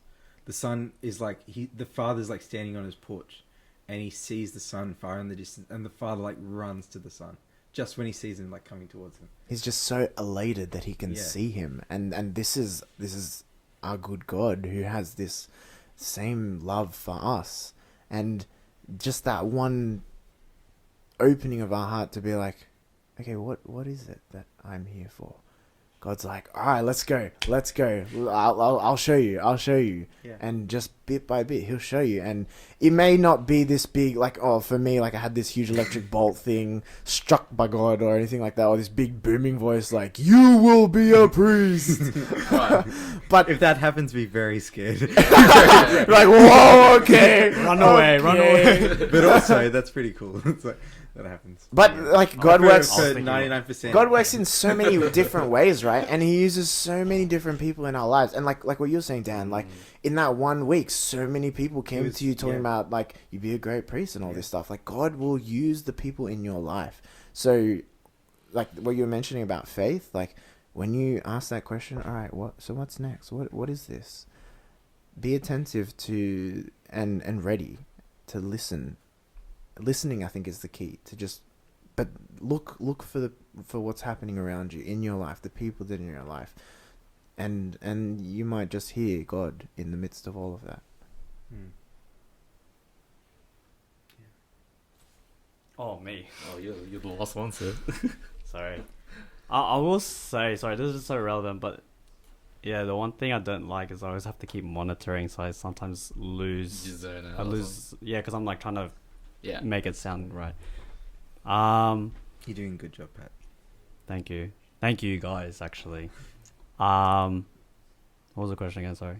So if someone was like someone has been in like your shoes, like they don't know if God's calling them into this path or that path, and you know, if you were face to face him and he's telling you all this types of stuff, how would you approach it? Like, what would you say based off your own experience?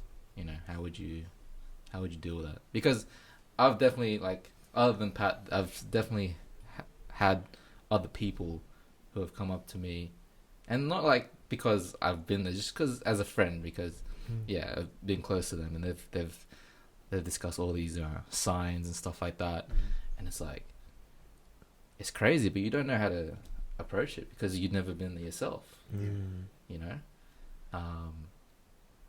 and yeah, I just want to know from you guys, because you've been there, done I that, think, yeah.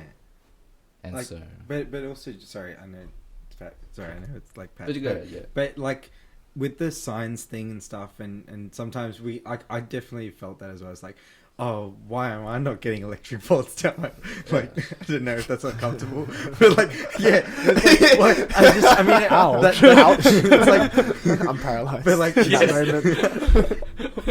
it's just like that clarity would be amazing, right? But I think more important than seeing the signs is asking the question. Like, yeah, because often, yeah, when you ask that question, you'll be attentive, and you'll see the signs, I guess. But the important part of that process is, yeah, asking that question. And yeah, I guess a key thing as well is that when you ask that question, it's not like you can't, the expectation that like in the next 2 weeks, God's going to be like sending a whole army of people to say, this is where I should go. Like it could, God's timing is like, could be in any time. yeah. Be a Pat if you want to. Yeah. No, that was good because it gave me time to think. Stalling. I was like, hopefully they forget about me. Good idea, Wait, boys. talk about this mug, so it's like, no. I think one thing I learned a lot is to be patient with yourself. I think that's very important because I'm easily impatient. I want to see results kind of guy. I like instant feedback. That's why I love sports so much, because you lose. So I gotta do better. If I win, that's great, but I don't know what I'm trying to get better in. That's why I love sports so much. It's a great metaphor for life. Great Kobe Bryant quote. Sorry. But it's true though, and I think you need to be patient with yourselves, because it's easy to be impatient, and it's so easy to overwhelm yourself. That I think you end up losing yourself as well a bit. But yeah, just be patient. Keep asking the question, and yeah, you may be scared. It may not be the answer you wanted to hear. I've definitely been there. I'm not saying I'm finished yet. I'm still in the process, but like, yeah, it's normal. Like, you gotta, again, acknowledge that you're a human being. These emotions come up, and time will help you get over it. But you have to also ask yourself, like, what are you gonna do about it as well? Like, because again, that restlessness is gonna keep building up again, and eventually you're gonna pose yourself the same question. And yeah, so I think ultimately, like, to just be patient with yourself. It's okay to feel those emotions. Feel those emotions. So Don't run from them, yeah, exactly. So because you'll be able to grow from that too. And just keep. I think the same with Dan as well. And the third thing, just keep asking that question, because ultimately, it's gonna be worth it, whatever it is at the end. Like, by the whole thing, like, you're gonna go through a lot of shit, like mentally and emotionally and spiritually, but at the end of it, it's gonna be all worth it. And you're gonna definitely like grow a lot from it, like as a person. So yeah, that would be probably my tips to whoever's like might be asking or going through a similar thing. So I just had one quick thing to add on that. When you're talking about like that, when you're talking about openness, to keep asking the question, because if you think about it, when we say like we don't know when God will move in God's timing, right? And we talk about that whole idea of like we have this choice, and we were talking earlier about that small opening in our heart. If let's say we ask the question and then we're like, oh no, I'm nothing, I'm done with this kind of thing, I'm done with asking the question, that small opening in our heart is closed. We've cut ourselves off from that connection, and God's like, man, I had the plan all set up. It just wasn't right now. But then we already cut ourselves off and gave up. We shut ourselves off in that process. That's why it's such an important thing to just keep that question there and keep that openness, even if there's nothing coming straight away or anything like that. Just how important it is to just stay open. Definitely. Yeah, that's good. I think it also reminded me, there's this quote by Mother Teresa. She's like, and also with these questions, it doesn't have to be a big question too. Yeah. It's got to be like, start small. What do I do today? Exactly. How do I love today? Who do I love today? Yeah. And from there, like, just start day by day. And like, what you told me before, like, let's just work right now. We're not living a few months down now. Right. We're living right now, and how should I love today?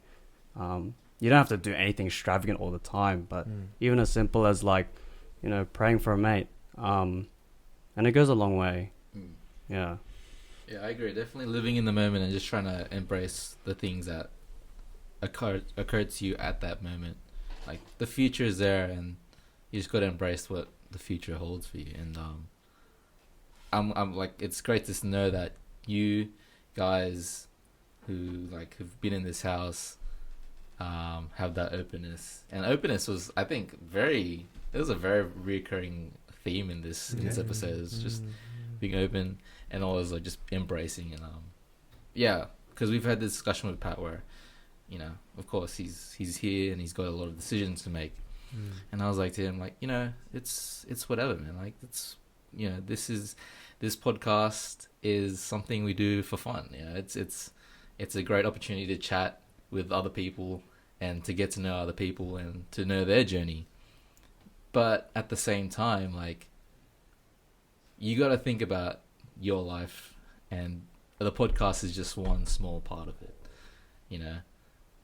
Whatever you do, whatever anyone's decision was. For example, like Cloyd, he's got a kid. He embraced having a kid, and he also made it work. But like, we're embracing him having a kid. Like, this is that, like, that's you having a kid, man. That's bigger than the podcast.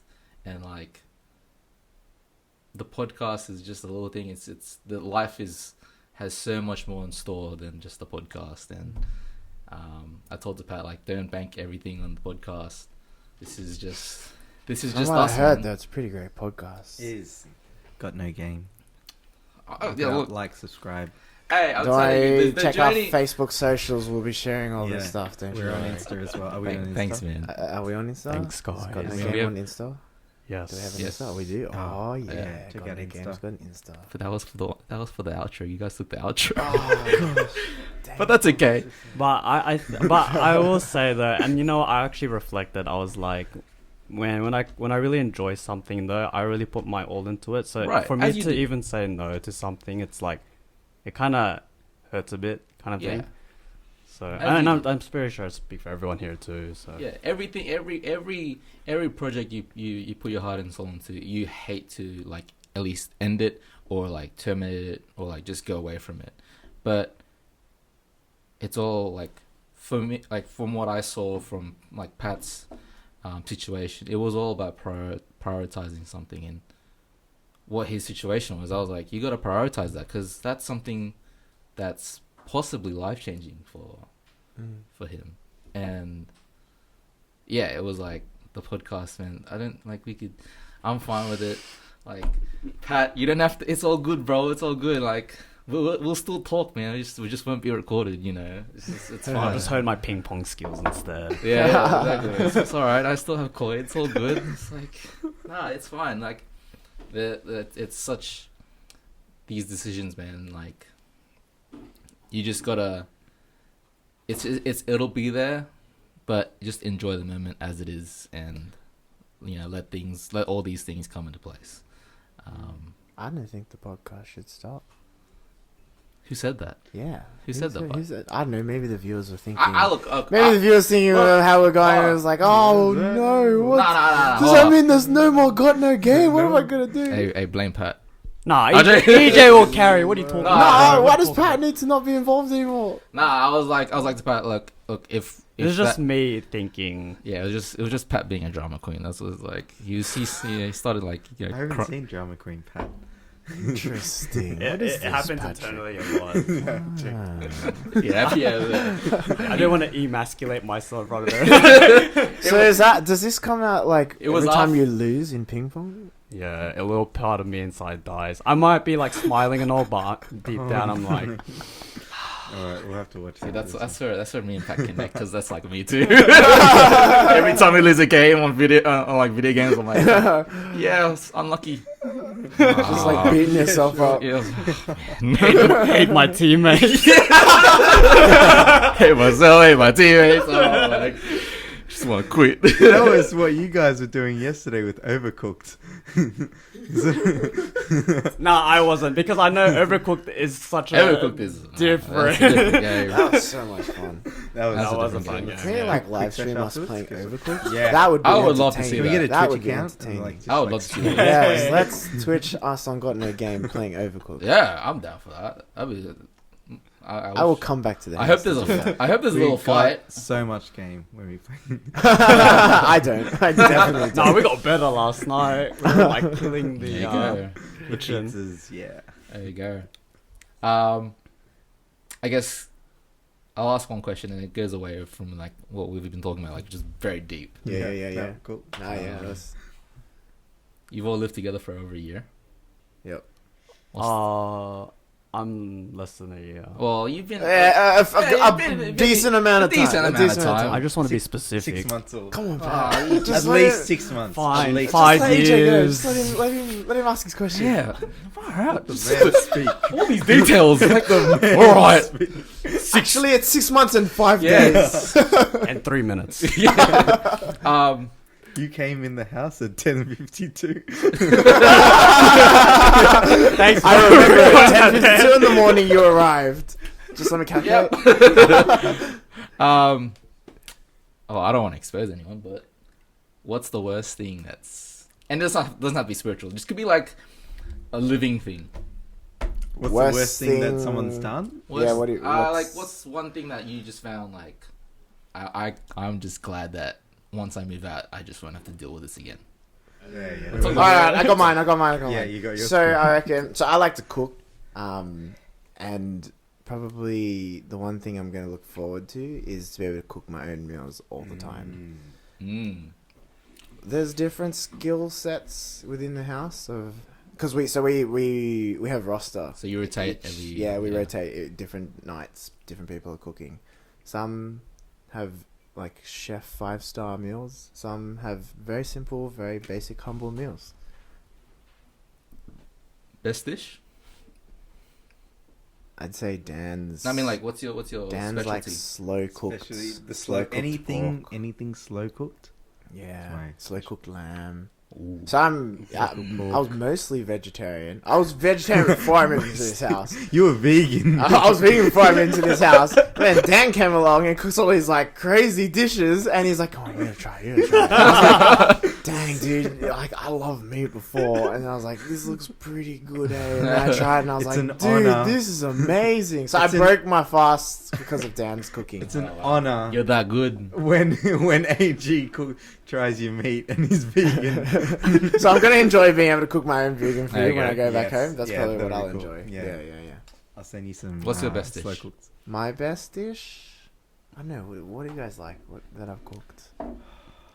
He told me, he was like, "Oh, this is vegan guy. It's just, He's like, you makes know, very it's- good pasta." or Well, something. that's the thing. Like, it's always so Mm. unsuspected because, like, okay, like I'm guilty of it. Like, I always thought like vegan. Oh, when I'm gonna like eat a bowl of lettuce. It's like,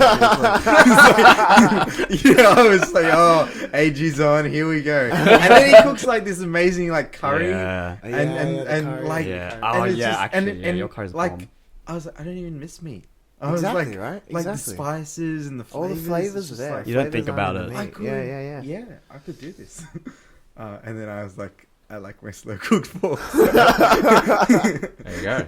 But yeah, oh, definitely like all the curry. Just actually how creative AG is with all the stuff that he does, with like the cooking and stuff. Yeah, it's What about Pat? Pat's chicken. Pat's chicken is really good.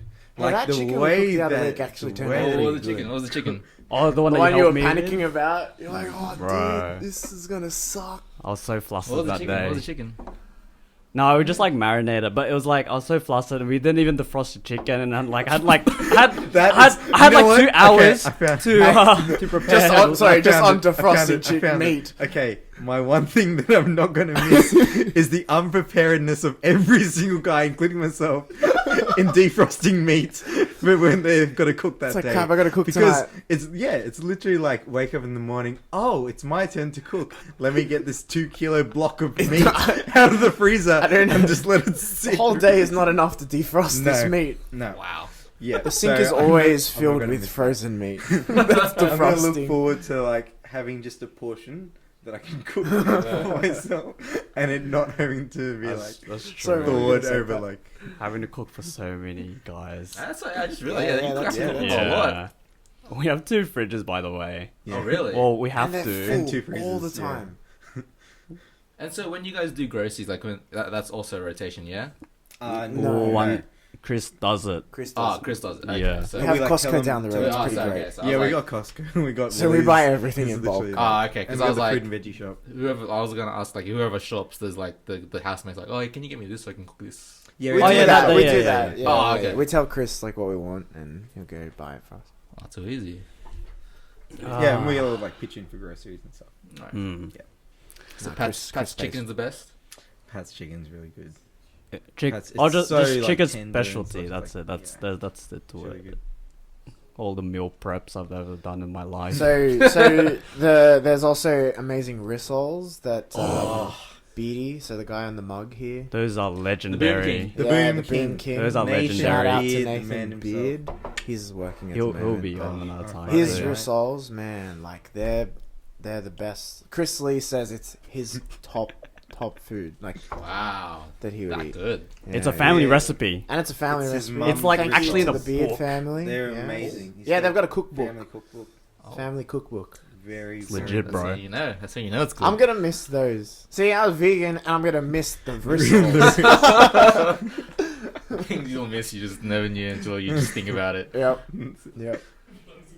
Oh man, I think I'll probably miss having to do washing and then finding someone else's clothes still in the washing machine. Yep, that's true.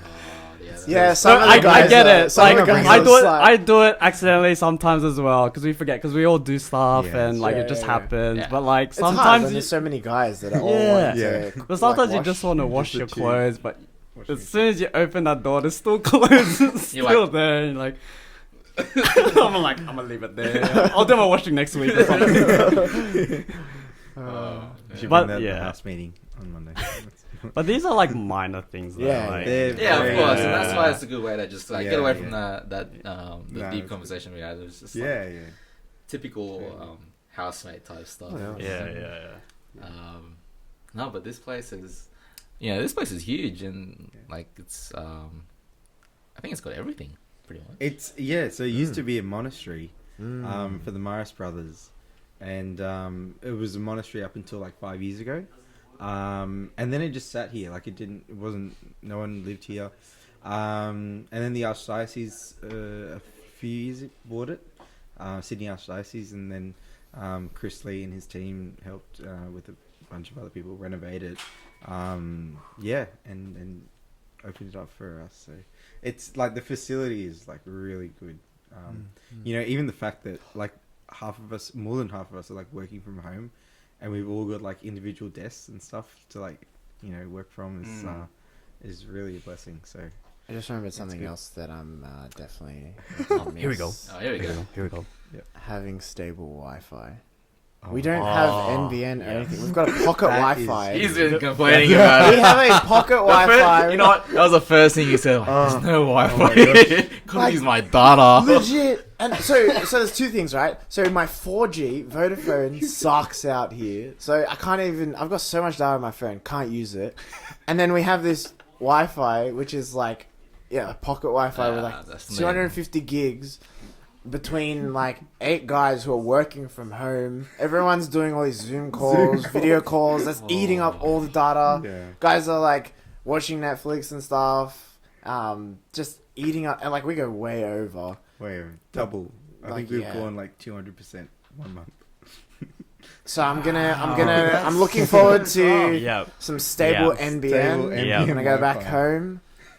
So I'm guessing that's one of the improvements you're gonna say to Chris when you're about to leave. Like, what's one improvement that you should? they're working on it. Oh, From believe like- me, we've been raising it every week for the So last since day I one. raised this. I literally, no joke, from day one I raised this, and I'm now Some things are leaving great this about the weekend, house. and there's still no Wi-Fi. Like, no, it has taken 12 months, and it'll take. I don't know. We'll see. Hopefully, praise the Lord, by 18 months, the end of this year, there'll be some sort of internet for the next guys, and then they will never know the struggle that we had. Yeah, yeah. Oh man. Hopefully that could be our parting gift. Stable internet. Yes, that Yeah, would be there you be good. Yeah, and I have like this full like automated light system in my room. So like I have all these routines. So like in the morning, it's like all because like I'm a mechatronics engineer. Oh, right. I build robots He and works stuff. with AI. I work with artificial intelligence, so I'm like super automated, geeky Yeah. kind of vibes. Totally geeky. So yeah, full totally geeky. This is true. Yep. Can totally. confirm. From a fellow geek. Engineering buddies. Yeah. Felt the vibes. So yeah, I full automated my room, right? Like morning routine, all my lights turn on, all these different things happen, but it only works with Wi-Fi. So there was one weekend I went back to my parents' place and my light was on the whole time. I swear one time I saw it, I think it had a mind of its own. It was like strobing. Nah, I'm joking. They were like, I think AG's in his room, and then they're like, nah, I'm pretty sure he's not home like all weekend. Yeah. It was because it didn't turn off because it couldn't connect to the Wi-Fi. Oh. I So remember that I that could because I was turn it like, off. his car's not here. Like, It's not like AG to leave his lights on. yeah.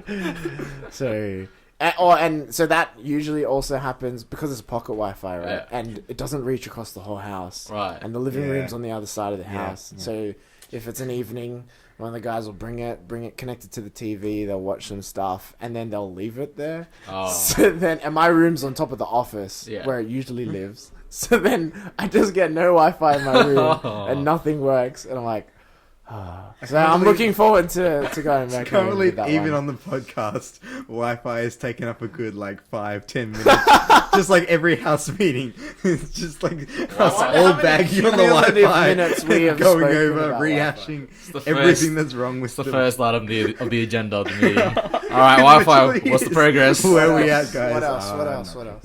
No, I Nah, think I think that's enough. That's pretty- I think that was the main issue that you... Yeah, Wi-Fi is Oh, actually man, the that hits top hard. up Like- there. Yeah, I just realized that must have been tough through like working from home, quarantine and stuff like that. Like, Yeah, I had to get I mean, like, internet you- from work to be able to do it. Like I had to. They gave me my own SIM Yeah, because Me I couldn't too. handle it. Yeah. It's, yeah. Yeah, and then there was that one time I was doing a group presentation, Oh, yeah. assessment, Man. and like out of like every time it's fine, and then the one time it's assessment, and just before my group was just about to go on, it just cuts. I was like, "You've got to be freaking kidding me right now!" And I full ran in. I was like, "Sorry guys, I need to grab the Wi-Fi." I just ran into the car park. So get away from you. Yeah, this is mine now. we would always laugh at his Wi-Fi because we had Zoom. We do our episodes through Right. Zoom, and his audio and video would freeze. He'd freeze at the best moment, and me and Coyd were just like laughing our asses off, just like This guy internet is so crap. he's saying something so insightful, and it just stops right there at the worst time because his face is like. And now the vibe is gone. Now we have to reset everything. It's just like It's just at this point, like, don't worry about it. Like, we're moving on now. Yeah. It's like, do we edit that out? Nah, hell no. Pat's face first. Yeah, it's just like leave Keep it. talking. It's fine. That's freaking hilarious. But yeah, that's the Wi-Fi. There you go. Yeah. There you go. Mm-hmm. Yeah, I don't know what else to talk about. I don't know if I should go back deep, but I actually, what did your parents think when? That's another good question. I got some good stories. Oh my Hey, God. I'll go later. You go. Okay, well, mine were look, they were apprehensive at first. They were well, actually no, they were really good. Sorry, that's like the total opposite. They were right in the middle. Like No, coping mechanism. They were good. I swear. I swear they were good. They were good. you know what? My mum said something actually really wise. She said, "Look,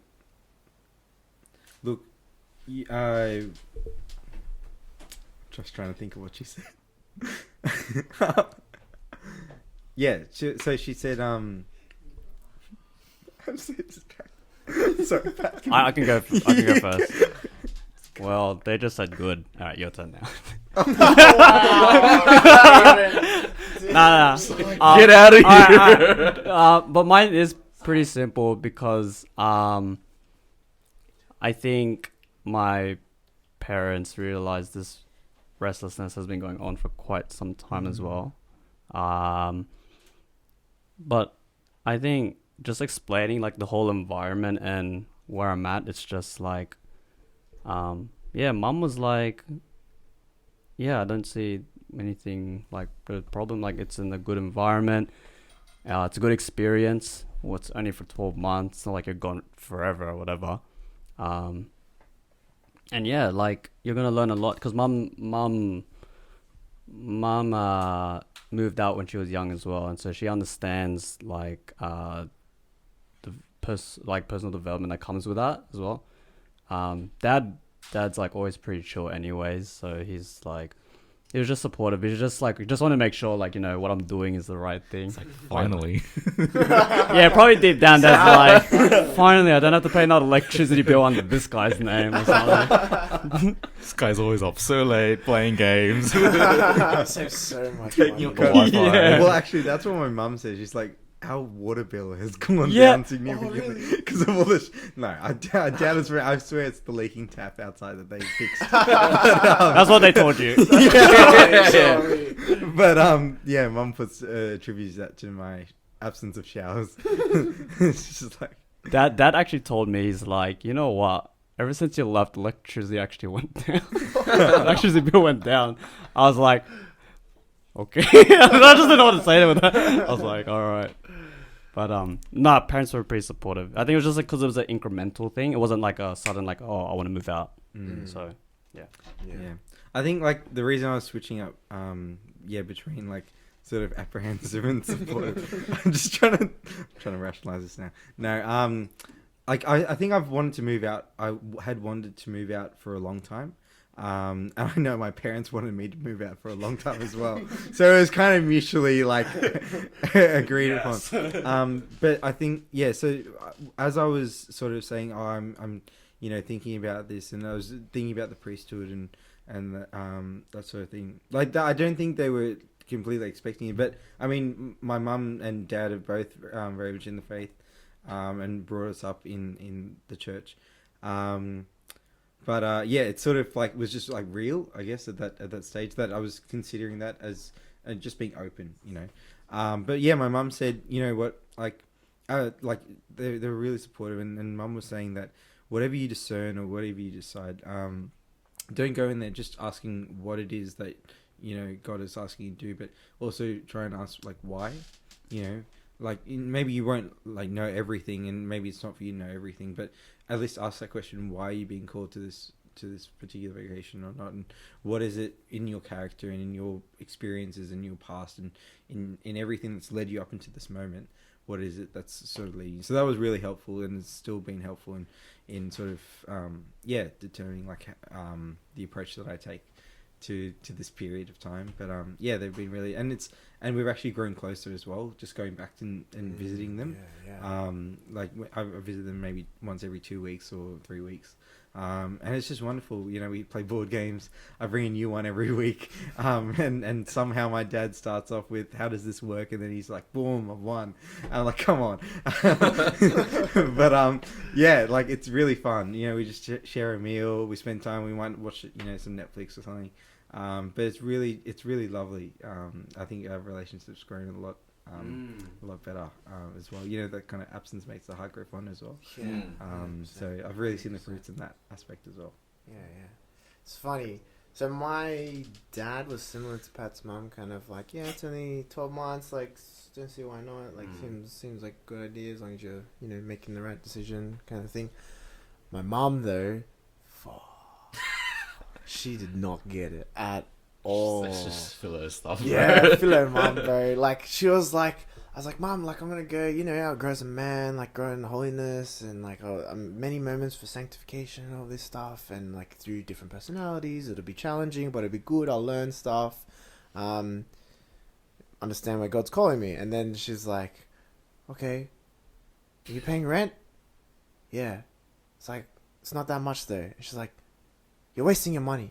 I was like, Mom, what are you talking about? Like, this is invaluable experience that I'm gonna have to journey and all of this stuff. She's like, you're wasting your money. And I was like, oh, okay. And then, like, I think it was a different conversation where we were talking again about the house. And I was like, yeah, Mom, I'll be able to grow in independence as well. That was a big thing as well. To be able to carry my own weight around the house, do different chores and cook and all these things. And she's like, okay, Nak, your independence starts now.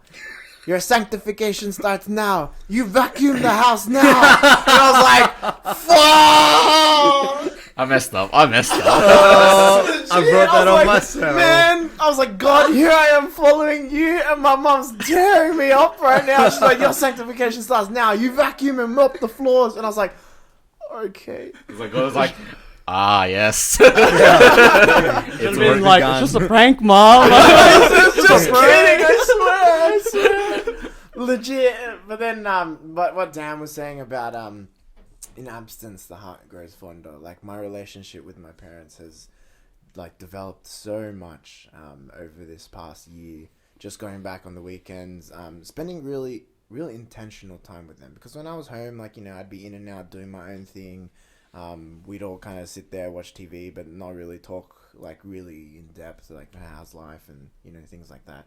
So we'd be in each other's presence a lot. But I'd say now, like, being out of the house and then coming back, it's always be like, oh, so what'd you do this week? How things are going? And, like, we'd really be talking in a very intentional way. And what that's done for our relationship is, like, done wonders. And we've really grown a lot closer, been able to, go through and heal things from, like, childhood and teenage life, as you go with teenage angst, all these fights with your parents and stuff like that. Like, really, like, a really healthy, mature relationship with my parents. Mum still has her moments. She still yells at me every now and then as a grown man when I come back home. But as all mums will, because they love us. Yeah. God bless them. But that's what I tell myself. Yeah. Another moment for sanctification. But no, yeah, definitely our relationship has grown heaps in being away from the house. Yeah. Wow, that's good. I'm glad that you're the relationships that have outside the house, like outside this house, have really developed, and it's good. I guess a good way to, like, sort of end this episode is, I don't know, how would you, let's say maybe if you were to reflect 3 years from now, you've made your decision and stuff like that, and you really, I guess it's a good way for you to not only advertise the house, but, like, just summarize your experience if you were to look in, like, if you were in the future and just had to reflect back on your experience at the house or your experience this past year, how would you summarize that?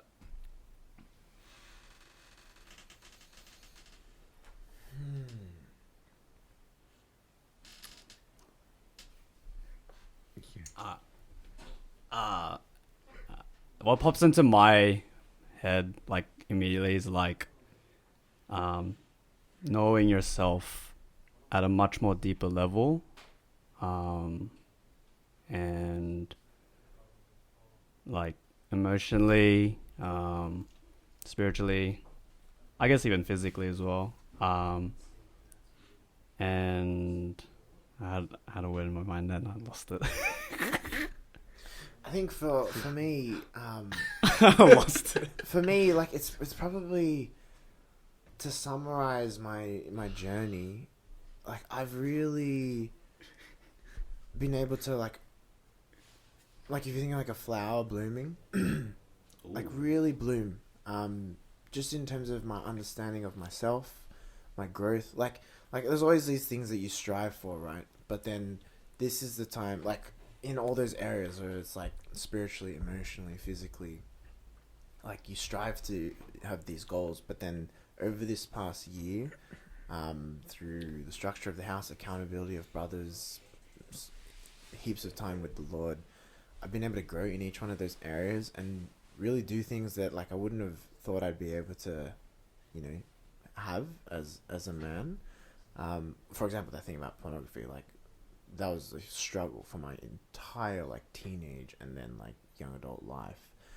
I would never think that I'd be here leaving the house like a whole year free. Like never. Like it was that big of a struggle. So just I think that real flourishing, I think I've really been able to grow into the man that I am today here. And that's that opportunity that's there, because that space of like what Pat was saying, to really know yourself, to really reflect, like who am I, what, like we talk about like what's my purpose, what's my goals and all these things, but sure, but then also like what are the traits that I've picked up over like in the environments that I've grown in, like whether it's be like family life or school or things like this, like what are the good and the bad traits, and where can I grow in those bad traits? What are my flaws? What are my weaknesses? And to really understand that and really think on a really deep level. And then also like to allow God to shine that light on the dark parts of your life and to really create that space for healing. That's why, yeah, like that analogy of like the flower blooming. I think like the seed was growing before I moved in, but it really bloomed as I came, and now I'm leaving. So yeah, that opportunity is there for anyone who comes here.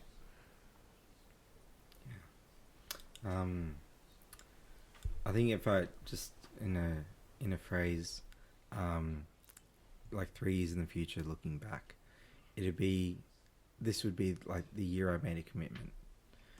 The year I made a commitment to, with my whole life, say, I want to do whatever you're calling me to do, God, and I will follow you in that, and discover what you have in store. And I feel like, this has been the year that I've taken that opportunity to go deeper in that relationship and to understand, in the day-to-day, and I still will, like, from this moment forward. But yeah, I really feel that this is the moment where I've sort of stopped being something that was just this idea and has started becoming something that's real, that's my life, but not just that, my life shared with my brothers and with others, and what I'm called to be by God for everyone else as well, to help everyone together. Yeah. Have you found that word, Pat? Yeah, I think I found more than one word too. Okay. And it's pretty much like based off what these guys already said, but pretty much, yeah, like really knowing yourself in more depth. Great brotherhood. surrender, and just learning how to like just love as well. Yeah, that's pretty much like the summary, but it's just worded from these guys pretty much. Yeah, cool. Because it's good to know, like, especially when the first time I heard about this house of discernment, I was like, I've never heard of this place before. Like, this is like probably one of the and for everyone who's listening, We all had everyone never who's heard probably of it. Yeah. listening right now is like, this is the first time I've heard about a house Everyone, of discernment. Yeah. What is it? I still don't know. Why am I I'm here? listening and I still don't know. Why did I come again? I think I'll spend another year. I don't know. No, but yeah, it's like for everyone who's listening, and for me myself, I just like the first time you've heard about House of Discernment, like, and to listen to your journey from where you started to now, I think it's good inspiration, not only for anyone who's in like a similar situation to all these guys, but just to take it, in any other situation, it's a great little tool to take in and to use. So if you guys are thinking about joining the house. And again, like, you don't need to have like a sign or specific, even just to just grow individually as a individual, and that desire you want to grow, that's already pretty good I was enough. gonna say, like when we talk about like this house of discernment, like I think it's you can very easily over spiritualize and like go like, oh, what's this weird religious place, like house of discernment sort of thing. And I think that's what you guys were like explaining before, like, oh, there's 9-10 Catholic boys in the same house. But then I think living through this experience, I'm sure the other guys can attest, it's like there's just such a real authenticity to like if for an outsider they're like, oh wow, look at these, like, these dudes striving for this full on holy thing, like I'm not even, who's like maybe I believe in God, maybe I don't believe in God, I don't know who God is, kind of thing. But then it's like, through our experiences, like, this is just life. Like, we're just striving to be the best versions of ourselves. Like, that's literally it. And anyone who's thinking about, like, their existence and their purpose, it's like, all you need to have is to be like, I just want to be a better person, personally, in who I am. And this house really creates that space for that. Like, you don't need to be an already super holy person to then come into like some religious house of discernment sort of thing. You know what I mean? It's really to grow. It's a space to grow. 100%. Yeah. And be open. Yeah. That's awesome here, and I think everyone who's listening to this or watching this is gonna take a lot from it.